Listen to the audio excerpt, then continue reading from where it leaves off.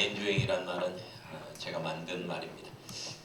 나자에 인내할 인자에 주님 주자에 행할 행자죠. 내가 인내하면 주님께서 행하신다, 그런 뜻입니다. 이것을 내가 인내하는 걸 내가 쉰다라고 표현을 오늘 했습니다.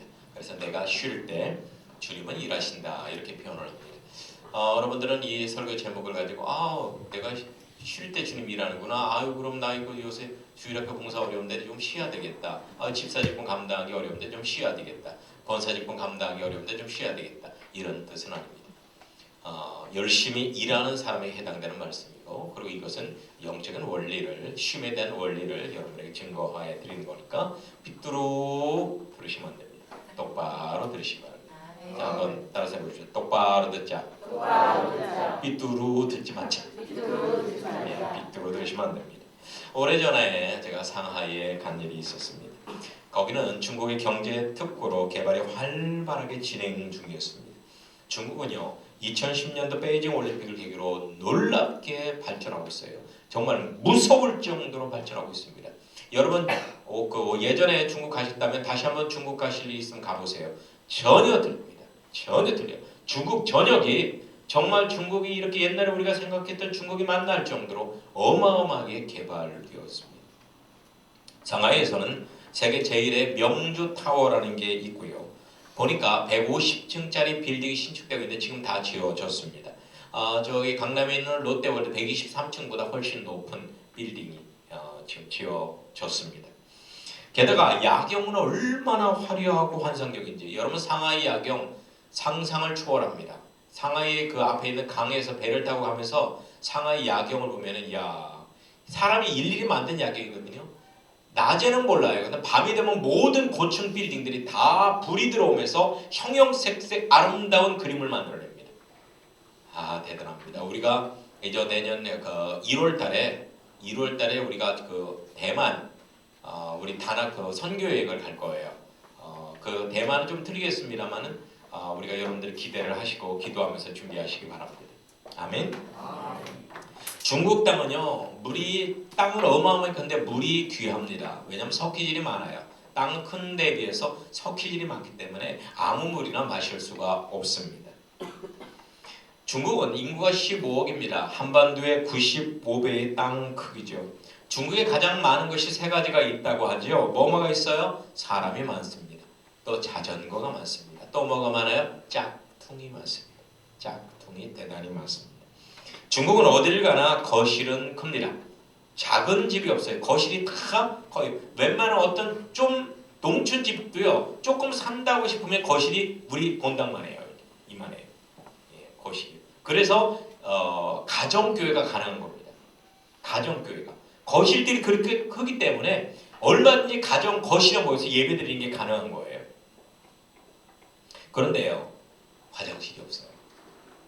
집에 화장실, 요사이는 그렇지 않습니다만 전형적으로 중국의 농촌의 집들은 화장실을 갖고 있지 않습니다. 동네 하나 정도 화장실이 있는데 화장실에 구멍만 뻥뻥뻥뻥 뚫어놨습니다. 구멍만 뚫어놨어요. 그래서 서로 마주보고 즐겁게 대화하면서 볼일을 보시면 되겠습니다. 저는 중국에서 가장 아름답다라는 상하이의 한 부자의 정원을 가본 일이 있었습니다. 그런데 마음이 답답했어요. 이 정원이라는 게 뭔가 이 한국 정원처럼 뭔가 이 여백의 미가 있어야 되는데 여백의 미가 없고 너무나 잡다한 것들이 정원을 가득 채우고 있는 것입니다. 여백의 미가 부족했습니다. 그래서 제가 상하이에 가면서 느낀 것이 있는데, 그건 뭐냐면 중국 어딜 가나 사람들이 쉼없이 일하고 있다는 거예요. 어떤 공간도 그렇고 사람들의 삶도 그렇고 쉼이 없다는 걸 느꼈습니다. 공간은 여백이 없었고 사람들의 쉼이 없었어요. 끊임없이 일했습니다. 무슨 일벌레 같았어요. 일벌레. 쉼없이 일만 하고 있었습니다. 여러분, 세상에 살면서 가장 빠지기 쉬운 위험이 뭔지 아십니까? 쉼없이 일하는 것과 일 없이 그냥 노는 거예요.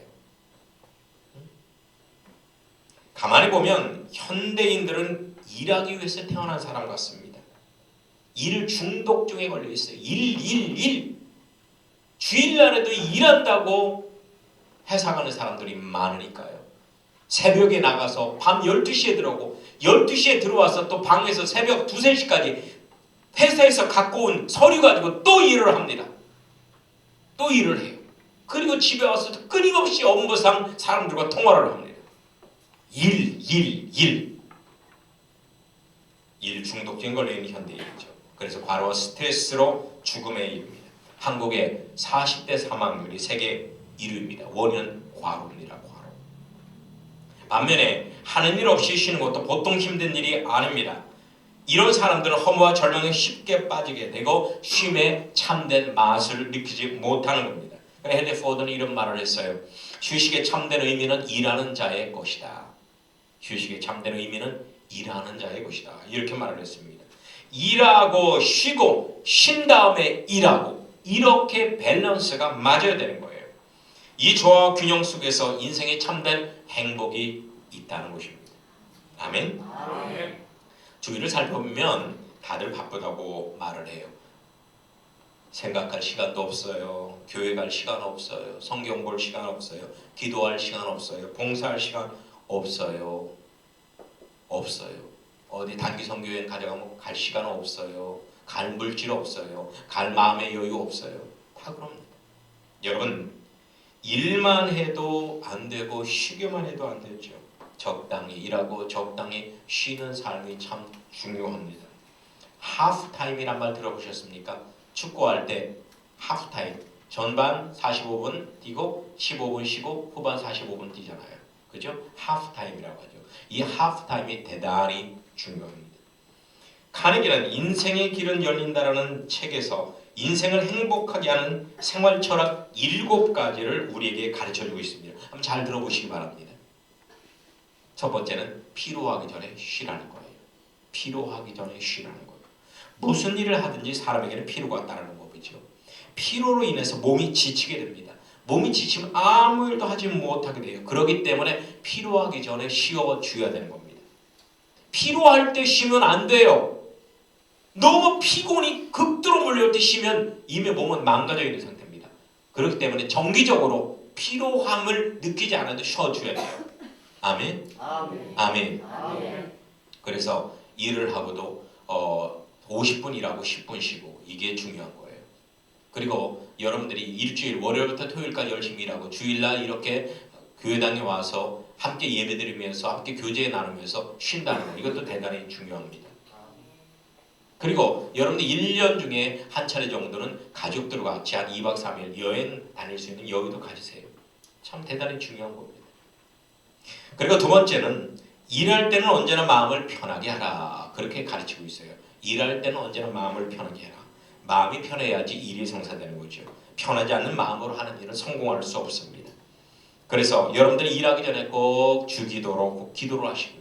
시편 묵상을 하시고 일을 한다면 마음의 평안 가운데서 일을 즐겁고 성공적으로 하실 수가 있을 겁니다. 아멘. 할렐루야. 아멘. 아멘. 아멘. 그리고 세 번째로 건강과 용모를 지키라고 가르치고 있습니다. 건강을 잃어버리면서 일하는 것 이건 미련한 거예요. 건강을 위해서 일을 해야 돼요. 건강을 잃어버리면서 어느 분들은 밤 몇 날 며칠을 밤을 새면서 일하는 분도 있더라고요. 이렇게 해서 쓰러지면 죽든지 식물인간 되든지 그렇게 합니다. 어느 약국에 이런 문구가 붙어있는 것을 보았습니다. 재물을 잃는 것은 조금 잃는 것이다. 명예를 잃는 것 많이 잃는 것이다. 그러나 건강을 잃는 것은 전부를 잃는 것이다. 그랬습니다. 여러분 건강은요. 건강은 하나님의 특별한 뜻이 있어서 여러분 건강을 잃기도 하지만 대부분은 우리의 부주의로 건강을 잃습니다. 우리의 부주의를 잃는단 말이에요. 그래서 여러분들 가만히 보십시오. 의사들이나 약사들은 대부분 건강하거든요. 그 사람들은요 건강 지키는 법을 알아요. 그래서 항상 자기들이 노력을 합니다. 여러분들도요 하나님이 주신 성전인 이 건강을 잘 유지하시는 여러분이 되기를 바랍니다. 그래서 항상 여러분의 용모와 자세를 단정해야 됩니다. 여러분 설교 들을 때도요 꾸부정하게 들으면 목 디스크 와요. 목 뒤에 어떤 등받이에 딱 허리를 붙이고 고개를 바짝 펴고 이렇게 딱 정지하서로 해서 잘 말씀을 들어보시기 바랍니다. 그리고 네 번째, 우선순위를 결정하라고 가르치고 있습니다. 우선순위를 결정하라. 냉철하게 따져보면은요, 이 세상을 살면서 자기가 하고 싶은 것을 다 하는 사람이 있을까요? 없습니다.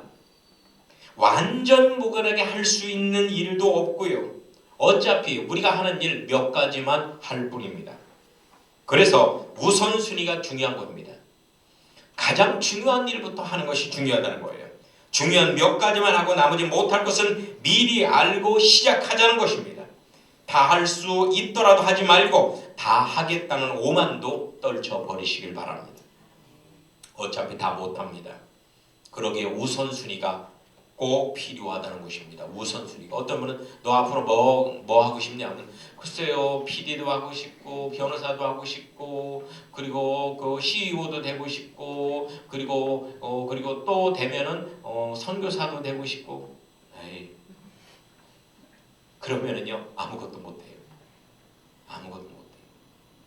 여러분, 어차피 수많은 일 가운데서 나는 몇 가지만을 해야 됩니다. 그렇기 때문에 우선순위를 정하란 말이에요. 결혼도 마찬가지예요. 어떤 사람은 결혼 조건이 참 많더라고요. 용모가 좋아야 되고요, 지식도 많아야 되고, 성격도 좋아야 되고, 가문도 좋아야 되고, 재산도 있어야 되고요. 그리고 내 마음대로 끌려야지 결혼할 거예요. 혼자 사십시오. 그냥 혼자 사는 게 편합니다. 예. 그러다가는 사마리아 여인처럼 남편 6명을 두고도 불만족합니다. 중요한 한두 가지 조건만 맞으면 그리고 나머지는 내가 수용하겠다 생각하고 결혼하란 말이에요. 수용하겠다. 결혼할 때 다른 건 다 좋은데 저는 빨래도 못하고요, 부엌 살림을 잘 못해요, 밥도 할 줄도 모르고요, 설거지도 할 줄은 몰라요. 끌어안으세요. 내가 하리라. 내가 일평생 내가 주방에서 밥도 하고 빨래도 내가 하리라. 나머지만 잘하면 될 거 아니에요. 나머지. 그리고 나서 여러분은, 남편은 전업주부가 되는 겁니다. 그럼 아내가 나가서 돈을 열심히 벌어 전업적으로서 열심히 살면 돼요. 지금요 남성들의 30% 이상이 전업주부 하는 거 알고 계십니까? 그러니까 여러분 남자들도요, 은사를 잘 봐. 내가 음식 요리하는 은사가 있다, 빨래를 집안을 깔끔하게 하는 은사가 있다면 전업주부로서의 지금부터 준비를 하시기 바랍니다. 그러면 아주 이 돈 잘 버는 CEO 마누라를 만나서 여러분 행복한 인생을 살 수가 있을 겁니다. 다섯 번째로 분담하라, 이렇게 가르치고 있어요. 분담하라. 인간은 사회적인 동물이죠. 하나님께서는 사람을 홀로 살게 안 만드셨고 더불어 함께 살도록 창조하셨습니다.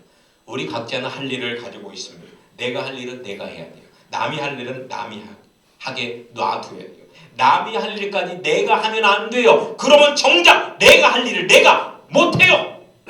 남이 할 일은 남이 하게 하세요. 내가 할 일은 내가 하세요. 왜 남이 할 일까지 내가 한다고 해서 내 할 일을 못하냐 이 말이에요. 왜 내 할 일을 못하냐 이 말이에요. 남이 쓸 돈은 남이 쓰게 하세요. 내가 쓸 돈은 내가 쓰세요. 왜 남이 쓸 돈까지 내 돈으로 쓰게 하냐 말이에요. 그러면 정작 내가 쓰고 싶을 때 내 돈을 못 쓴단 말이에요. 이게 합리적인 사고예요. 너무 정에 이끌리면 안 돼요. 정에 이끌리면 안 돼요. 그래서 출애굽기 18장에 보면 모세가 재판하는데 모든 사람을 데리고 혼자 재판하네요. 그러니까 그 장인 이드로가 야 이런 바보 멍청이 같으니라고 그렇게 하지 마라. 내가 가르칠 테니까 이렇게 해라. 1000부장, 100부장, 50부장, 10부장을 뽑아서 그 사람들에게 스스로 판단해서 판결하도록 하라. 그리고 나서 정 어려운 것만 너에게 부탁하게 해라. 그렇게 하니까 모세도 편하고 탁탁 모든 이스라엘 조직들이 잘 원만하게 굴러가더라 그 말입니다. 여러분, 언제나 일을 분담할 줄 아는 지혜가 필요합니다. 리더자는 기꺼이 자신의 고난을 위임해 주어야 돼요. 이러면 엄청난 시너지 효과를 얻을 수 있는 겁니다. 그런데 고난을 위임해 주지 못합니다. 고난을 위임해 주지 못해요. 우리나라가 특히 그래요. 우리나라 공무원 제도가 일본의 공무원 제도예요. 그러다 보니까 완전히 고난을 위임해 주지 못하고 혼자 모든 것을 하려고 합니다. 그러니까 나머지 사람들은 완전히 노예가 돼서 모든 것을 보고만 하려고 하는 거예요. 그러니까 세월호 때도 각자가 권한을 위임된 권한을 가지고 착착 일이 진행됐으면 더 많은 사람을 살릴 수 있는데 무조건 위에 있는 한 사람한테만 모든 사람 다 보고하고 거기 명령 한 달만 기다리다 보니까 몇 시간이 지나가고 그러다 보니까 다 수장돼서 죽은 거 아닙니까? 권한 위임이 안 되는 거예요. 여섯 번째로는 정열적으로 일하라고 하십니다. 정열적으로 일하라. 신중하게 결정했으면 하나님의 뜻을 믿고 정열적으로 일을 하라는 겁니다. 결정해놓고 머뭇거리면 고민과 괴로움만 더할 뿐입니다. 산만해서는 안 됩니다. 공부 못하는 아이의 특징이 뭐예요? 놀 때 공부 걱정을 안 하고 놀지를 못해요. 공부할 때 놀고 싶어서 또 공부를 못해요.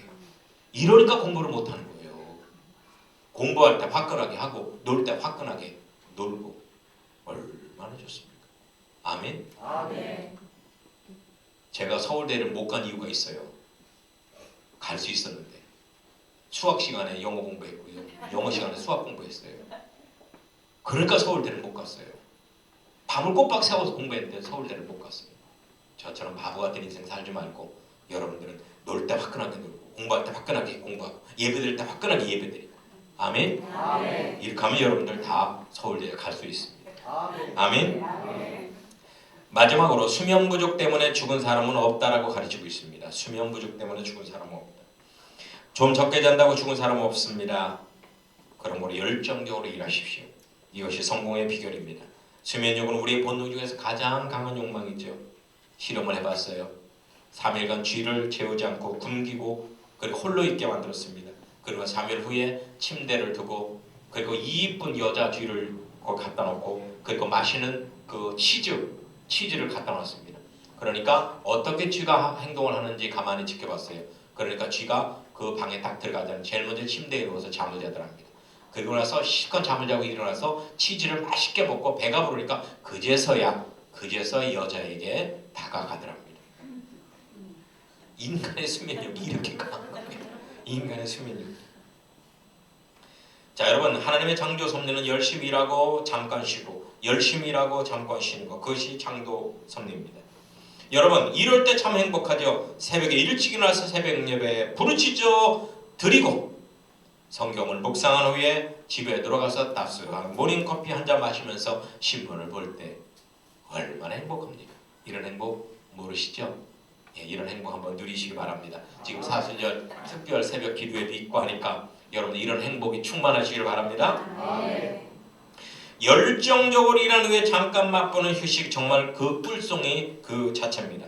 저는 어릴 적 아버지 따라 논에 일하러 가서 열심히 일을 했습니다. 그런데 점심때가 되면 어머니께서 광주리에 바리바리 음식을 싸오셨습니다. 그러면은 그 음식을 풀어놓고 그늘 밑에서 음식을 먹는데 새우 넣어서 끓인 아욱국과 열무 겉절이, 보리밥, 거기다가 다 비벼서 먹을 때 너무너무 맛있었어요.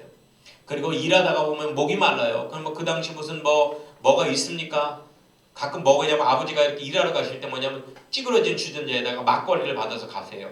그러면은 그 막걸리밖에 마실 게 없어요. 그러면 아버지 저 목말라고 하고 몰래 가서 그 막걸리를 갖다 한 동통 마셔요.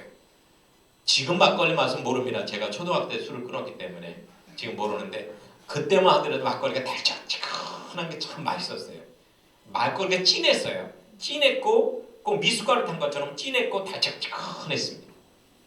그러면 그 막걸리 맛이 얼마나 좋은지 몰라요. 술을 마시라고 권하는 거 결코 아닙니다. 아버지께서 하나님께서 우리에게 일을 맡겼을 때 한번 해보지도 않고 지레 겁먹고 회피하는 것, 이것은 한다는 달 땅에 묻어두고 있는 악하고 게으른 종밖에 되지 않습니다. 하나님 맡겼으면 아멘하고 순종하십니다. 아멘. 열심히 일을 할 때 하나님이 도와주십니다. 아멘. 그리고 힘에 참된 행복도 누릴 수 있습니다. 아멘. 행복감은 열심히 일하는 후에 잠깐 쉴 때 몰려오는 것이지 일도 안 하고 자꾸 계속 놀기만 하면 자기 혐오, 자기 불안, 무력감, 자기 공허에 빠질 수밖에 없는 것이죠. 영적인 황홀감은 그냥 오는 것이 아니에요. 하나님을 위해서 열정적으로 일할 때 오는 것입니다. 그래서 천국은 뭐라고 해요? 일하는 나라라고 하잖아요. 천국은 일하는 나라라고 해요. 사실 사람 됨되면 그 사람이 일하는 것보다도 그 사람이 휴식하는 것을 보면 알 수 있다고 합니다. 사람이 노는 것을 보면 알 수 있어요. 놀 때도 예의 바르게 노는 사람이 있어요. 사람이 됨되면 뭐예요? 술에 취했을 때 나타난다고 하잖아요. 술에 취했을 때. 사람이 됨되면 놀 때 나타나요. 쉴 때, 휴식할 때 그 사람의 인격이 나타나는 겁니다. 휴식을 통해서 우리의 지나온 여정을 정리하게 되고 앞으로 나아갈 길을 계획하게 되는 겁니다. 휴식을 통해서 우리는 일의 노예가 아니고 기계가 아님을 증명해 주는 것입니다. 오래전에 태릉에 베네딕토 수도원에 간 일이 있었습니다. 거기에 사는 수도사들은 일 자체를 위해서 일하는 것이 아니고요, 영성 생활을 위해서 일을 하고 있었습니다. 그들은 커다란 배농장을 경유하고 있었는데요, 비가 막 쏟아지려고 그랬어요. 그래서 배를 빨리 따야 됩니다. 그렇지 않으면 배가 당도가 떨어집니다. 그런데 불구하고 비가 조금씩 쏟아지는데 땡땡땡 하고 성전에서 종소리가 나니까 일하던 것을 동시에 다 멈추고 다 성전으로 가더라고요. 근데 왜 그러시냐 하니까 우리가 일하는 것은 이 배를 수확하기 위함이 아니라 하나님의 영광을 위해서 일하는 겁니다. 아멘. 적당한 휴식은 우리가 중독자가 되는 것을 막아줍니다. 그래서 옛말에 아침은 일꾼처럼 많이 먹어라, 점심은 황제처럼 풍성하게 먹어라, 저녁은 하인처럼 적게 먹어라, 이렇게 가르치고 있는 거죠. 그래서 저녁에는 우유도 쉬어야 됩니다. 그래서 식사 여러분들이 잠자기 직전에는 아무것도 드시지 마십시오. 그게 좋습니다. 여러분, 오늘 본문에 이런 말씀이 나옵니다. 제자들이 열심히 전도를 했어요. 그리고 나서 돌아와서 예수님께 보고를 합니다. 저희들이 이렇게 열심히 일했고 이렇게 가르쳤고 이러저러한 기적과 이적들이 있었습니다 라고 하니까 주님이 딱 한마디 하십니다. 가서 한적한 곳에 가서 쉬어라. 한마디 하세요. 너희들 열심히 일했구나. 그래, 그렇게 열심히 일해야지 부흥하는 거요? 가서 더 열심히 일해라. 이렇게 하지 않았습니다. 이제 됐다. 한적한 곳에 가서 쉬어라. 쉬어라. 주님의 말씀을 세 번 해보면 이렇습니다. 따로 떠나서 쉬어라. 따라서 해보세요. 따로 떠나서 쉬어라. 여러분, 복잡한 것을 벗어나라는 말이죠. 정신없이 일했지만 잠깐 멈추고 그 일로부터 떠나라는 것입니다. 일에서 과감히 떠날 때 일의 노예가 되지 않는다는 것입니다. 중요한 일일수록 잠깐 일해서 떠나보는 것이 꼭 필요합니다. 두 번째로 한적한 곳으로 가라라고 말씀하십니다. 한적한 곳으로 가라. 여기서 한적한의 헬라어 원문은 에레몬토폰이라고 해요. 에레몬토폰. 광야라는 뜻이죠. 광야로 가라는 거예요. 어떤 사람이 휴식한다고 사람들이 많이 모이는 명동거리나 노래방이나 술집이나 사람들이 북새통을 이루는 유명한 유원지로 갑니다. 혹은 야구장이나 축구장, 해수욕장 같은 그런 곳으로 갑니다. 그렇게 하게 되면요, 순식간에 녹초가 돼버려요. 영육간에 끝나고 나서 더 피로감이 쌓입니다. 그런 데로 가면 안 돼요. 하나님과 단둘이만 만날 수 있는 곳, 좀 더 생각을 깊이 할 수 있는 곳, 그런 곳이 필요합니다. 시끄럽고 사람이 많이 모인 곳에는 휴식을 취할 수가 없습니다. 그래서 예수님도 새벽에 한적한 곳으로 가셔서 기도했잖아요. 그리고 주님은 이렇게 말씀하십니다. 와서 쉬어라. 한번 따라서 해보십시다. 와서 쉬어라. 여러분, 주님께 오라는 거예요. 주님 안에 쉼이 있다는 얘기예요. 그 쉼을 누리라는 것입니다. 세상 것을 비워내고 주님으로 채울 때 참된 쉼이 오는 것입니다. 교회는 한적한 광야입니다. 주 예수님의 몸입니다. 그래서 이 교회에 오셔서 모든 것을 비워내고 말씀과 기도와 찬양으로 채우시기를 축원합니다. 여러분, 한 번의 예배를 통해서, 한 번의 교회에서의 기도와 찬양과 교제를 통해서 여러분의 영혼의 묵은 때가 씻겨지는 겁니다. 여러분의 영혼의 무거운 짐이 벗겨지는 것입니다. 여러분에게 참된 쉼이 온다는 것을 명심하시기를 예수님의 이름으로 축원합니다. 여러분, 지금 세상에서 무엇을 하고 있습니까? 세상 그 어디에도 쉴 곳은 없습니다. 대통령 자리에 올라가면 쉴 곳이 있겠다. 아마 지금 구치소에서 엄청나게 후회하고 있을 거예요. 내가 왜 대통령이 되었을까? 후회하고 있을 겁니다. 그 대통령 주변에 있는 모든 사람들, 비서실장부터 해갖고 장관부터 해갖고 모든 사람들 다 지금 감옥 안에서 내가 왜 그 자리에 올라갔을까? 이러고 있을 겁니다. 하나님께 잘 보이기 위해서 산 게 아니라 인간에게 잘 보이기 위해서 살다 보니까 아부꾼만이 돼서 결국은 감옥 안에 들어가게 될 수밖에 없잖아요. 여러분, 잠깐 쉬시기 바랍니다. 잠깐 쉬세요. 쉼의 신앙을 가지고 성공한 미국의 갑부가 있습니다. 록펠러입니다. 그는 98세까지 건강히 살았고 의찬 없이 자기 일을 가지고 먹는 것을 즐기면서 즐겁게 살았습니다. 그의 성공 비결은 간단합니다. 점심 식사 후에 꼭 30분을 쉬었다고 합니다. 아무리 급한 일이 있어도, 아무리 일이 많아도 꼭 30분을 쉬었다고 합니다. 그리고 절대로 흥분하지 않았다고 그래요. 많은 재산 때문에, 복잡한 문제가 생겨도, 질투하는 경쟁자들 때문에, 주위 사람들에게 어떤 비판을 들어도 침착함을 늘 유지했습니다. 이것은 하나님에 대한 절대 믿음이 없으면 불가능했던 일이에요. 그리고 그는 주일 성수를 절대화했습니다. 그 어머니 이렇게 유언했다고 해요. 네가 아무리 바빠도 주일에는 반드시 교회에 나가서 하나님께 예배를 드리며 한 주일 동안 되어진 일들을 하나님께 보고하여라. 그리하면 내 마음에 쉼이 있으리라. 이렇게 유언을 했단 말이에요. 이렇게 유언을 했어요. 이것은 이사야서 56장에 나오는 말씀이에요. 안식일을 지켜 더럽히지 아니하며 그의 손을 금하여 모든 악을 행하지 아니하면 이와 같이 하는 사람, 이와 같이 굳은 사람은 복이 있느니라. 아멘. 여러분, 왜 주일 성수를 하라고 할까요? 하나님께서 복을 주시려고 그러는 거예요. 주일을 잘 지키면 주일이 여러분을 지켜줄 것이기 때문에 그러는 거예요. 우리는 열심히 일을 합니다. 철야 작업까지 하면서 뜁니다. 목적이 무엇이에요? 도대체 무엇을 위해서 그렇게 일을 열심히 하는 것입니까? 생각할 겨를도 없이 어느 사이에 일의 노예가 되고 나중에 늙고 병들어서 홀로 남아 생각해보면 아무것도 없어요. 모든 것이 더덥단 말이에요. 모든 것이 더덥단 말이에요. 이제 한적한 곳을 찾아서 조용히 묵상해 보시기를 축원합니다. 삶의 목적을 재정립하고 성경적 세계관을 세우시기를 축원합니다. 우리 육신은 밤에 잠을 잠으로써 휴식을 취합니다. 하지만 우리 영혼은 주일날 교회에 나와서 하나님께 예배를 드리면서 쉼을 얻는다는 것을 알아야 합니다. 쉼없이 달려가는 육신은 금방 병이 나죠. 쉼없이 달려가는 영혼도 쉼이 없으면 병들고 결국엔 죽게 됩니다. 일주일 동안 열심히 일하십시오. 이것은 세상의 명령입니다. 하지만 주일날은 교회에 모여서 예배드리고 쉬십시오. 이것은 거룩한 하나님의 명령인 것입니다. 아멘. 아멘. 찬양합니다.